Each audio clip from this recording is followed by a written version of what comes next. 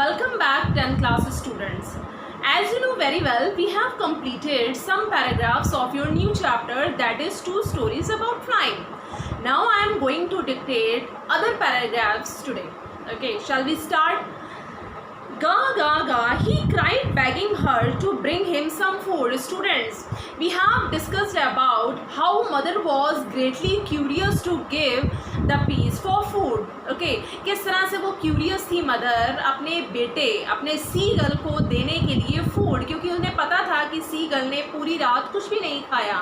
That's why in this paragraph seagull is tempting. Seagull is going to take that food what mother wants to give him.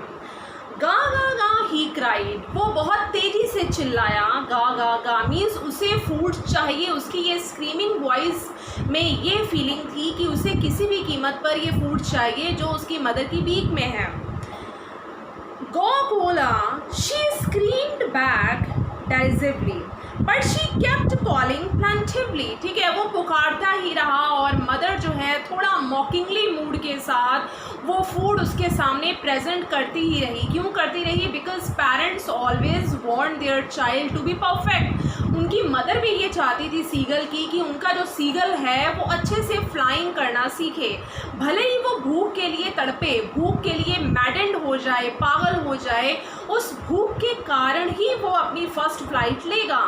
इसलिए mother उसे tempting mood में convert करना चाहती थी. But he kept calling plaintively and after a minute or so he uttered a joyful scream. और कुछ ही समय के बाद उसने एक joyful scream, यानी कि अभी तक वो painful scream थी, वो curious scream थी, अब उसकी scream में, उसकी चिल्लाहट में, चीख में कुछ क्या है? joy है, मतलब थोड़ी सी खुशी है. His mother had picked up a piece of the fish and was flying across to him.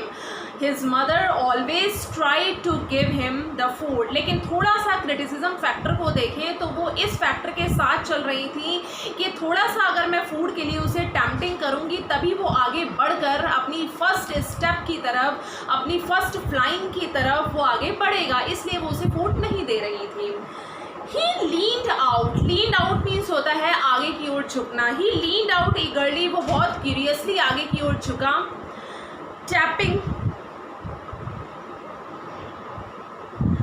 Tapping the rock with his feet, यानी कि जिस रॉक पे वो सीगल खड़ा था उस पर अपने पैर से वो टैप कर रहा था. मीन्स मुझे किसी भी कीमत पर फूड चाहिए. आई एम सो हंग्री, उसकी ये फीलिंग थी. Trying to get nearer to her as he flew across, जैसे ही उसकी माँ जैसे जैसे उसके पास आ रही थी वो चाह रहा था कि मैं भी अपनी मदर के पास जाऊँ और उस फूड को लूँ. हाउ कैन आई गेट, ये फीलिंग थी उसकी. But when she was just opposite to him, जैसे ही दोनों आमने सामने आए, शी हॉल्टेड, वो रुक गई. एंड हर विंग्स मोशनलेस, और उसके जो विंग्स थे वो भी फड़फड़ाना बंद हो गई, उसने उड़ना बंद कर दिया उसकी मदर ने. The piece of fish in her beak almost within reach of his beak, और दोनों इतने आमने सामने थे कि उसकी चोंच में से वो जो पीस था वो सीगल की बीक तक पहुँचने ही वाला था. It is about to reach. He waited a moment in surprise. Seagull ने थोड़ा सा इंतज़ार किया लेकिन वो आश्चर्य में था, बहुत ही वंडर्ड था. Wondering why she didn't come nearer, वो इसलिए हैरान था कि मेरी मदर मेरे इतने पास आ चुकी हैं उस फूड को लेकर मेरे लिए, लेकिन अब भी वो मेरे पास क्यों नहीं आ रही है. Why she is not trying to come nearer. Okay, क्यों और पास वो नहीं आना चाहती, क्यों एक जगह वो खड़ी हो गई हैं. Why she is motionless. And then maddened by hunger, वो ये चाहती थी उनकी मदर कि जल्द ही मेरा सीगल उस भूख की वजह से और इस फूड को देखकर वो इतना टेम्पटिंग हो जाए, इतना कि वो उसके लिए पागल हो जाए उस फूड के लिए और अपने पंखों को फड़फड़ाना शुरू करे. ही डाइव्ड एट द फिश, वो फिश पर टूट पड़ा.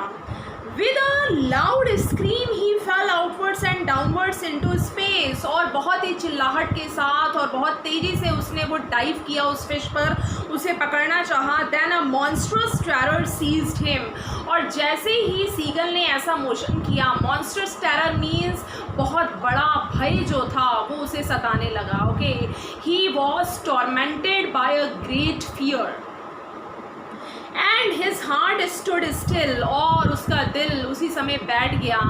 Okay, can I do this thing और नॉट, क्या मैं इस चीज़ को कर भी सकता हूँ कि नहीं। मीन्स मैं अपनी फर्स्ट फ्लाइंग के लिए इतने एफर्ट्स कर रहा हूँ और दूसरी तरफ on the other hand I am suffering from starvation, तो क्या मैं इस फूड को ले सकता हूँ अपने पंखों को फ्लैप करते हुए। He could hear nothing, वो कुछ भी नहीं सुन सकता था, but it only lasted a minute. The next moment he felt his wings spread outwards. एक मोमेंट के लिए उसने ऐसा महसूस किया कि मैं इसे कर पाऊंगा या नहीं, थोड़ा सा वो हेल्पलेस हो गया डाइविंग करने में और अपने पंखों को फ्लैप करने में। केवल 1 मिनट की बात थी ये, लेकिन नेक्स्ट मोमेंट वो डर पर, उसने अपने डर पर विजय प्राप्त कर ली मानो जैसे। ओके, ही ओवरकेम हिज फियर, तो उसने क्या किया, the next moment he felt his wings spread outwards, उसने ये महसूस किया कि अगले ही मोमेंट उसके जो पंख हैं वो धीरे धीरे बाहर की ओर जा रहे हैं, मीन्स फ्लैप हो रहे हैं। The wind rushed against his breast feathers, then under his stomach and against his wings, और उसने महसूस किया कि किस तरह से जो हवा चल रही है, the wind which was blowing cheerfully, okay, it was touching the breast and feathers of seagull, क्योंकि वो अपने पंखों को फ्लैप कर रहा था, धीरे धीरे वो मोशन की स्थिति में आ रहे थे और धीरे धीरे वो उड़ने जा रहा था। He could feel the tips of his wings cutting through the air, वो महसूस कर पा रहा था अपने पंखों के टिप्स को किससे कट करते हुए, जो हवा चल रही थी उसको क्रॉस करते हुए। यानी कि जब पंखों को फड़फड़ाया जाता है बर्ड्स के थ्रू, बर्ड्स जब पंखों को फ्लैप करते हैं और हवा चलती है, when winds blow, the condition of the bird seems to be like this. He was not falling headlong now, he was soaring gradually. Soaring means होता है धीरे धीरे वो अपनी ऊंची फ्लाइंग, यानी कि धीरे धीरे वो अपनी ऊंची उड़ान भर ही रहा था। Soaring gradually downwards and outwards, कभी नीचे जा रहा था थोड़ा, कभी ऊपर जा रहा था, कभी आगे की ओर जा रहा था। He was no longer afraid, अब वो पहले की तरह डरा हुआ नहीं था, and he is not confused at all. He just felt a bit dizzy. Dizzy means भी यही है कि उसने थोड़ा सा confusion थोड़ा सा महसूस किया, ठीक है, कि मेरे जो emotions हैं वो मेरे efforts का साथ देंगे या नहीं देंगे। Upwards, then he flapped his wings once and he soared upwards. उसने एक बार अपने पंखों को फ्लैप किया, फड़फड़ाया और वो ऊपर की ओर उड़ने लगा।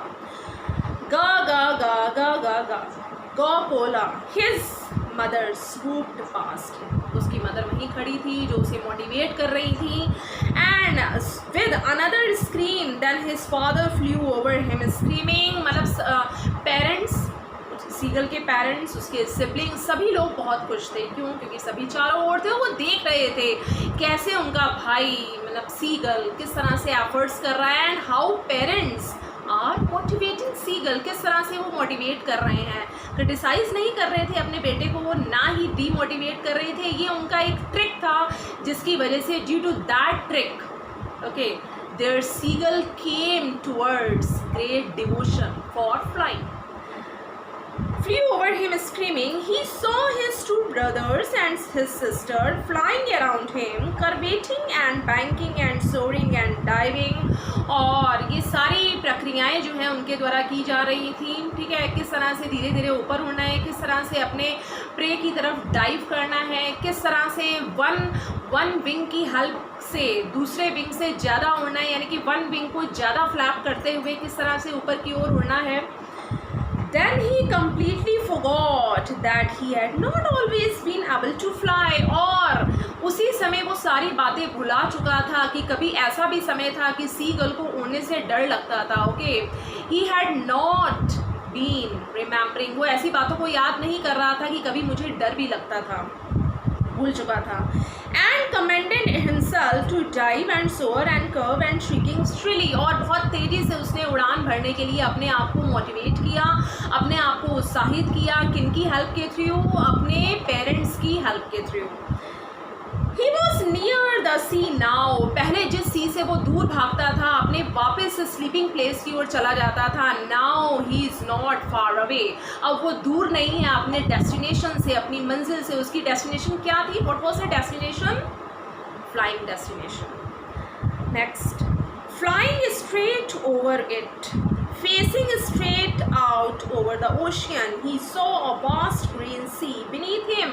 अब वो बहुत आसानी से अपने नीचे बहुत विशाल समुद्र को, उनकी लहरों को देख पा रहा था. He was not afraid of those waves by which he was greatly feared. जिसकी वजह से वो बहुत डरा हुआ था. उन वेव से अब वो ज़्यादा डरा हुआ नहीं था, मीन्स बिल्कुल भी डरा हुआ नहीं था. Now he is able to fly. ठीक है, अब वो उड़ने में सक्षम था. With little ridges moving over it, and he turned his beak sideways and cawed amusedly. ठीक है, अब वो बहुत प्रसन्नता से अपने मोशंस, अपने एफर्ट्स कर रहा था, वो जो किसके लिए थे, उड़ान करने के लिए. Okay, now students, the last concluding part is remaining. Okay, in my next video you will get all these concepts. Thank you.